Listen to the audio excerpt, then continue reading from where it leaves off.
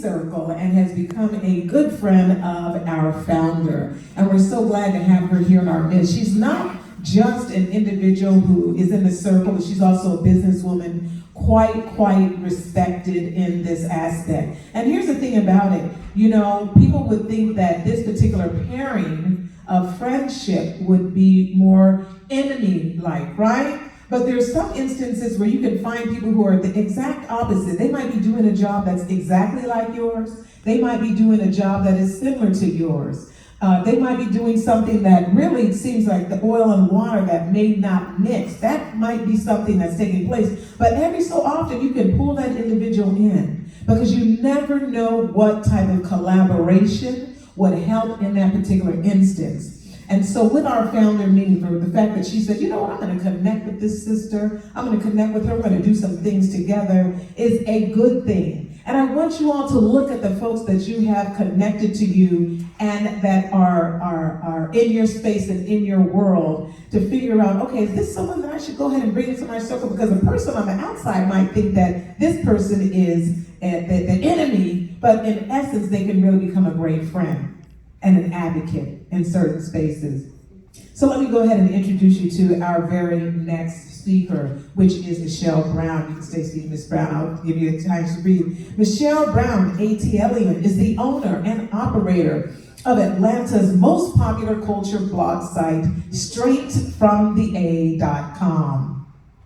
Straight From The A is an Atlanta-based urban blog which features hot new music leaks, exclusive interviews, and red carpet coverage of the hottest events. Created in August 2007, the site is one of the longest-running Black blogs in the blogosphere. Having curated a loyal social media following, ATLian has ventured into video podcasting and is now the host of ATLian Live on YouTube, where she presents popular gossip with viewer engagement. Her Atlanta roots have garnered several exclusives with popular entertainers who have formed Atlanta's historic rise as a premier entertainment mecca. ATLian's content has been referenced by many top media organizations, including Bravo, MTV, BET, VH1, People, E! News, The Wendy Williams Show, Dateline, The Atlanta Journal Constitution, The Daily Mail, in addition to several nationwide radio stations. Ladies and gentlemen, please welcome our esteemed speaker, Ms. Michelle Brown.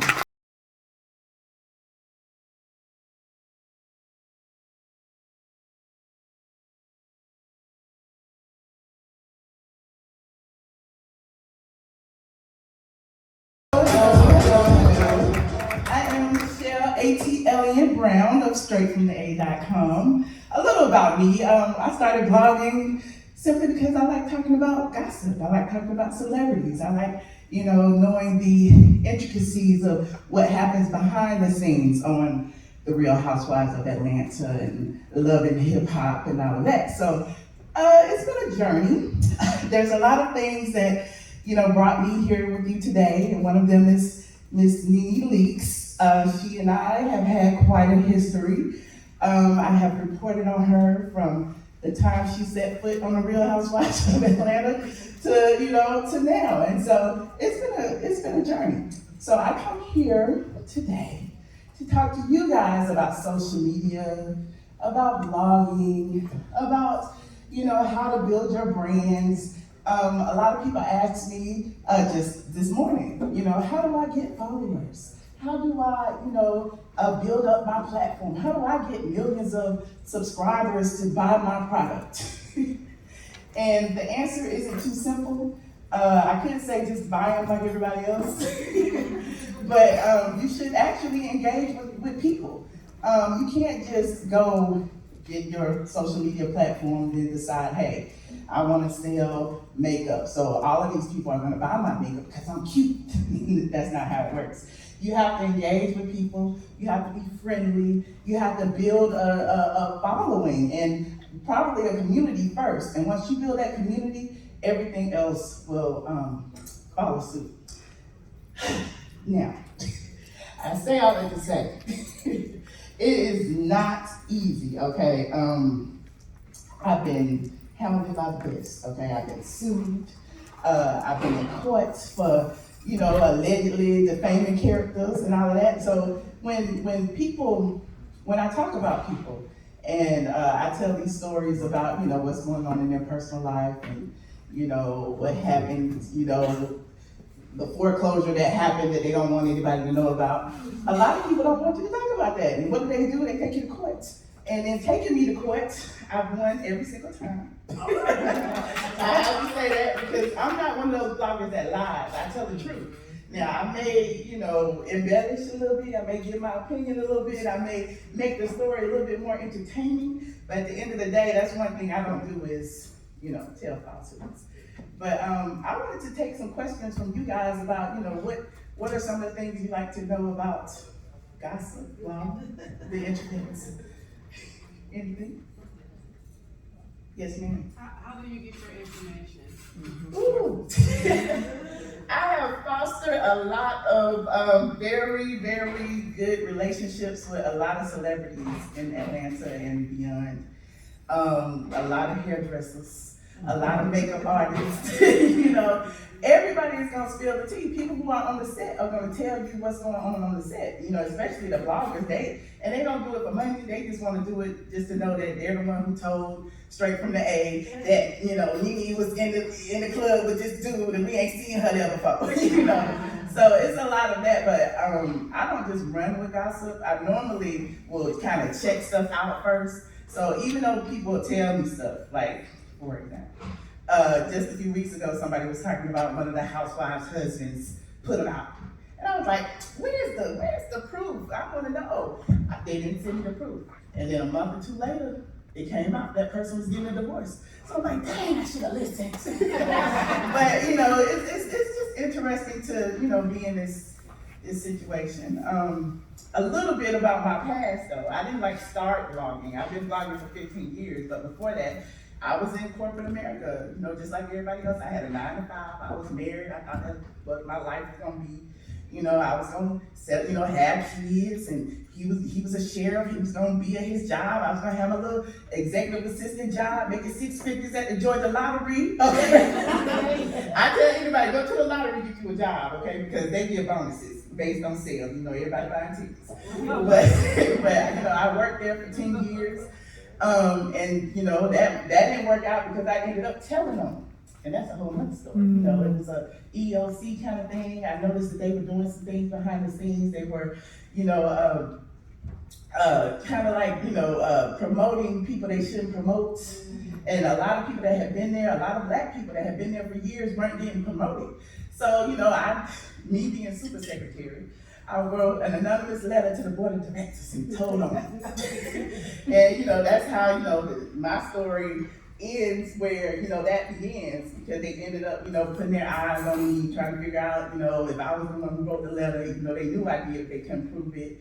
I ended up getting fired for what they say was cause, but it wasn't. I ended up suing the lottery and losing, or whatever. But in that time frame was when I decided, hey, I'm sitting here at the lottery miserable. What can I do next? And while I was sitting at the lottery, I was actually reading blog sites, because I was just so stressed out. I was reading Sandra Rose, or I think it was like Frontal Disorderly or something. And I decided to start, the day they fired me is the day I decided to start my own site. And I never looked back since. And I never had to work anywhere else since. So I always tell everybody to follow your passion, whatever that is, and things will come. I used to think I did it for the money. I made a whole lot of money in a short period of time, because social media, the internet pays big, okay? And I decided during the pandemic that I really didn't even care about the money anymore. It was like, I just like doing it because I like talking to you guys. I like talking to the people. So I started getting on YouTube and just started talking about it as opposed to writing about it. And I built a community of people. And all that community that I built, they pay me. They pay me for, to have private ATL and after dark, let's sit and chit chat. I have a community of people, they share their own little tea that they want me to talk about. And all those people, build me up. And again, I talk publicly and I talk privately to them. So it's been an interesting transformation. I was telling Nene, like, I never spoke to a group of people in person, face to face, but I talk to people every day. Thousands of people. And it's different talking live stream. You see the little comments coming up or whatever. But, that's what I do. So, I answer questions from them, and that's it. Any other questions? I got a question. Yes, ma'am. Where do you see yourself in 5 years? Ooh. Happy and healthy. Again, after the pandemic, my whole focus shifted. Like, I had made so much money. I decided to buy a big house, a house where I can work and play and chill and relax. I don't have to leave my house. That's why Nene like, she'll never go outside.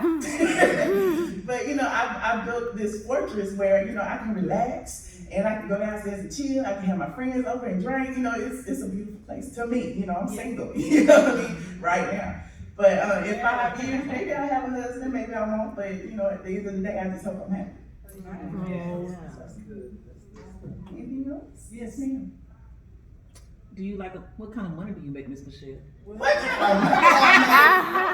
I'm just I mean, not like that. They say So etiquette would dictate.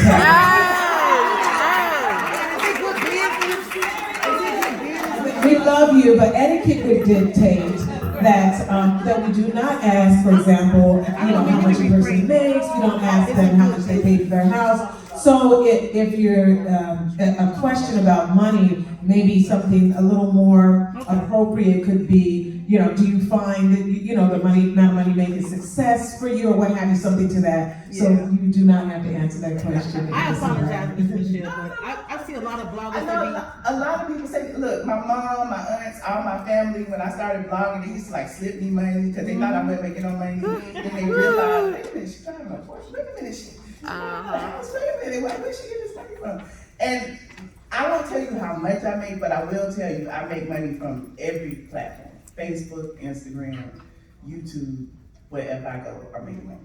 The reason why I say this is because sometimes when you be on your YouTube, you be saying how people be talking about how much money they made, they don't got enough followers and stuff. So I'm just going on how you be snapping on them about how they make, So I watched it. And I was like, okay, Google my net worth, and I may make more than that. I don't know.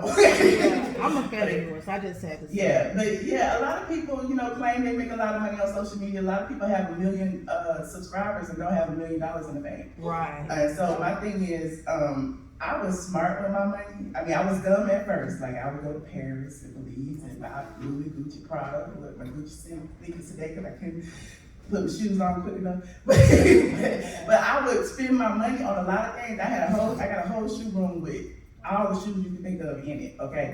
But at the end of the day, I realized that wasn't what I found joy in. You know what I mean? Like, you can have all the money in the world, you can buy all the things, but what does that do for you? You know what I mean? So, I got a lot of friends. I like to go out to eat. I like to have fun. I like, my home. I like, if you see me on live, you hear me talk about my house all the time and what I gotta do. And as a single woman owning a house like that, it's like, oh, I gotta find somebody to do this. I gotta find somebody to do that. I need to change these out. And it's just been a process, and I've just been having a ball. So, thank you. You're welcome. Any other questions? Yes, ma'am. How can business women like yourself in this room promote on your site? Like branding and to be able to promote our business? Well, a lot of people contact me directly. Sometimes people send me samples, and I just talk about it for free, honestly, because I always say my blessings gonna come. And I hate to say that, but I do. Like, people send me their books, people send me their products, people send me a lot of things. I have a P.O. box, people send me stuff, and I, choose to talk about it if it fits in with my topics or whatever, or I don't. But if people want to pay, they can go through Google AdWords. And that's a good way for you to find, specific sites and specific YouTube channels that actually cater to what you're selling to. And if you go through that, you tell it, you give it, all the things that you want, be it makeup in the Atlanta area, between this age and this age, Google AdWords will send your ad to YouTube channels and websites that cater to your demographic.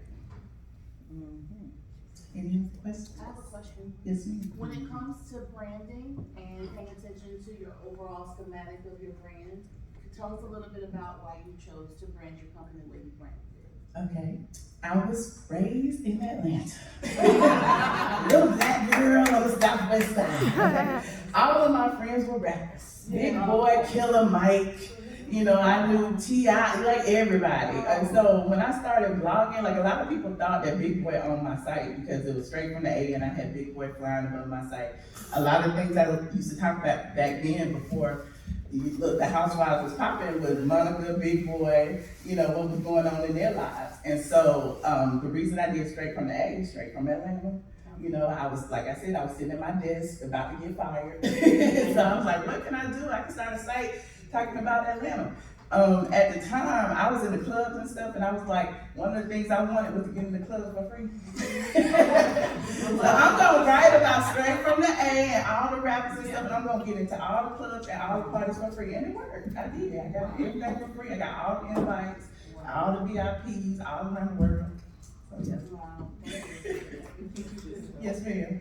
How do you face adversity when doing your job and being a friend?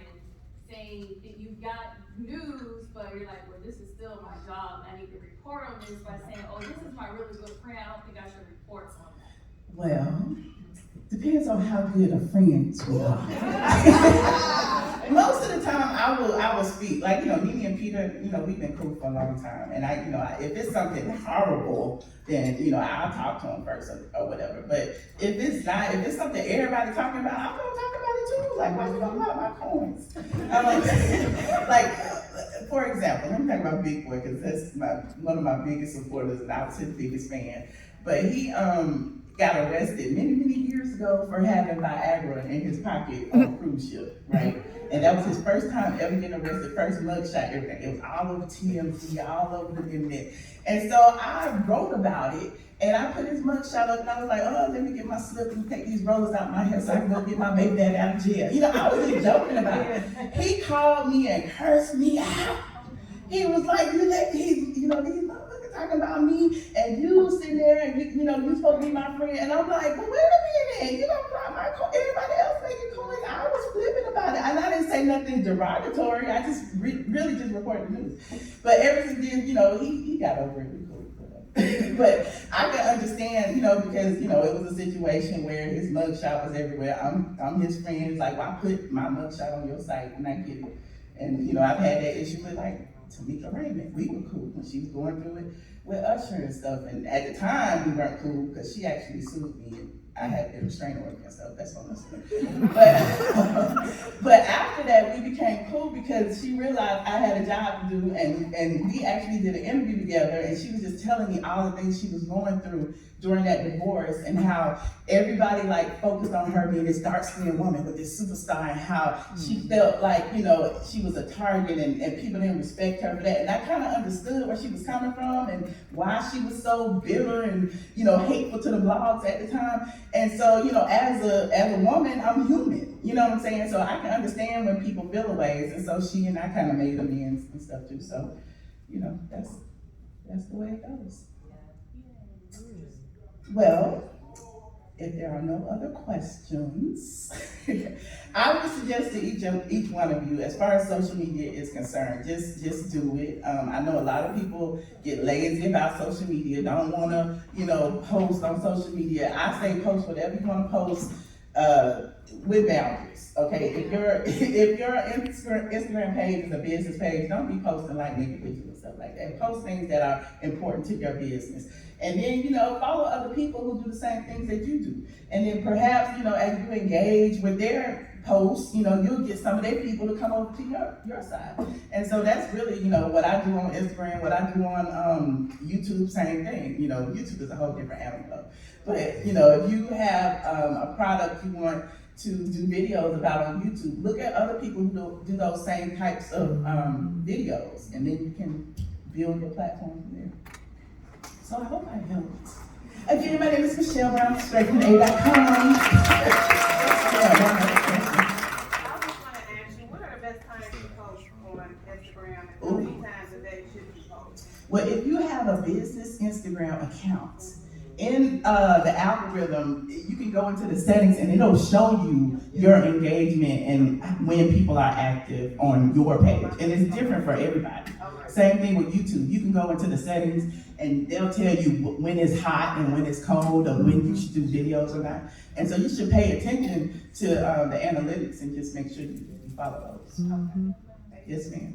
So hashtags. The hashtags usually, they used to be a thing where people could search for things and you would be able to find exactly what you're looking for. But now when you're using them, it tends to bring a lot of spammers. How do you determine what are the best hashtags or if you should even use them?